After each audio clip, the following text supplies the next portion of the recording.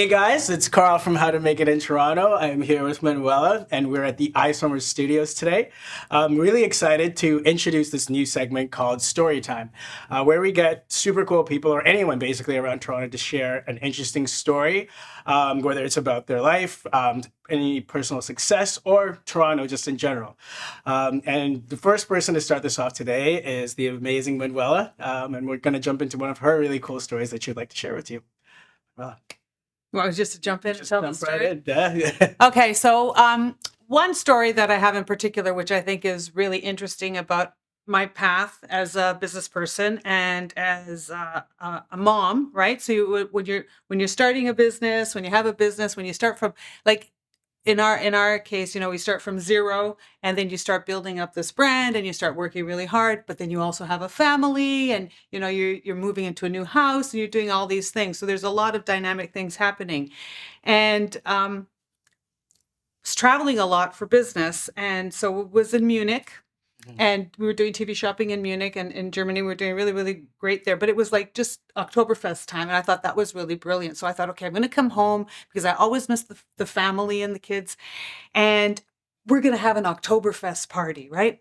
So I bring back the beer steins. Yeah. I bring back the hat, lederhosen, the whole works. Like I bring it all back, right? Even the kind of beer we have to have, bring it back.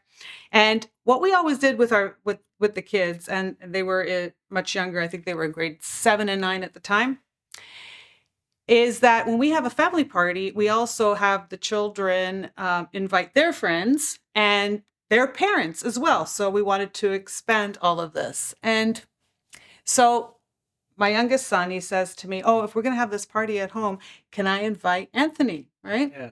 And he's a new boy, and we want to invite Anthony over. And I said, fine. I went to the school, called the school up, and I said, okay, you apparently have a new kid, and I want to invite their family over so we can have this, be part of this community thing.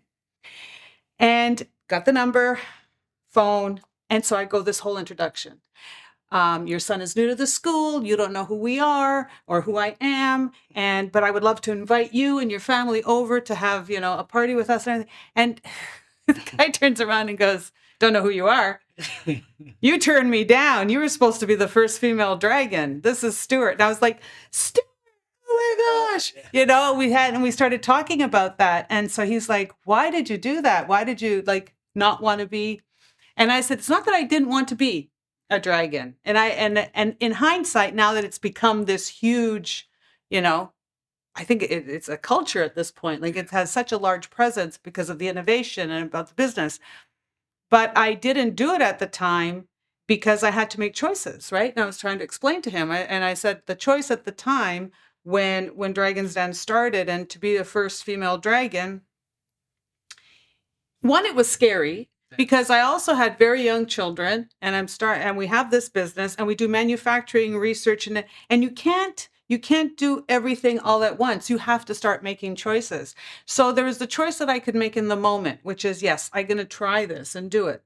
But I also think about the choice for the long term. I knew my focus, my one goal has always been to yes have a good business, but my main goal has always been to be a good parent, a good mom.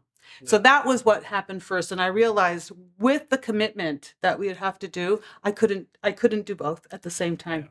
And so it's one of those stories that it's like, but I think it was the right choice at the right time. Yeah.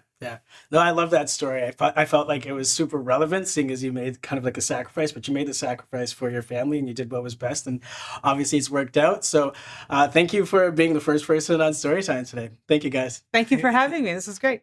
Thank you.